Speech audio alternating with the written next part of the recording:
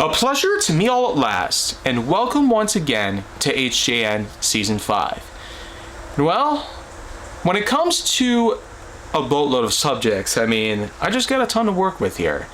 And for 2719, yeah, another good reference to a steam locomotive or whatnot.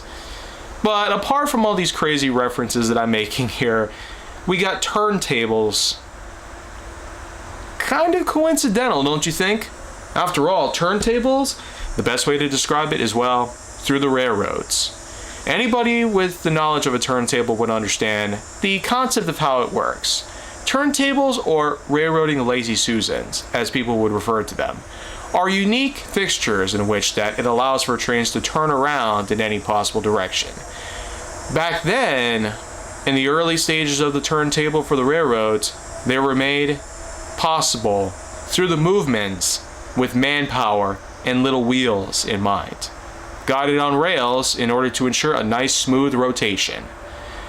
Eventually, electricity and simple mechanisms would be added to the turntables in order to make them a little more automatic, and of course, to ease the minds and bodies of the many people that used to work on the railroads. Not just building the tracks or the locomotives, but operating the many other things that are nowadays mostly controlled by electronics. While nowadays you can find turntables are easy to operate by simply pulling a switch, and of course having a lever in order to lock or unlock the tracks, as this was a common feat that many turntables have nowadays, that you didn't really see much back then.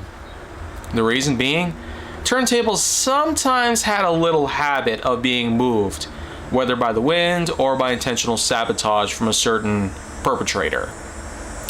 And while sabotage on the railroads sometimes still occurs, and even was, believe it or not, happening in recent times. Several kids recently hijacked a train, causing it to derail, and the result is not so great. It kind of makes Sebastian DeYoung look like an average rail fan, or I guess like that Luna plush guy at the Illinois Railway Museum during Diesel Days this year. But don't let me get too ahead of myself here. I'm mostly talking about turntables and what sabotage has eventually led up to the creation of the lock feature, controlled by a lever. All you had to do was pull it, the tracks were locked. Pull it again, they're unlocked.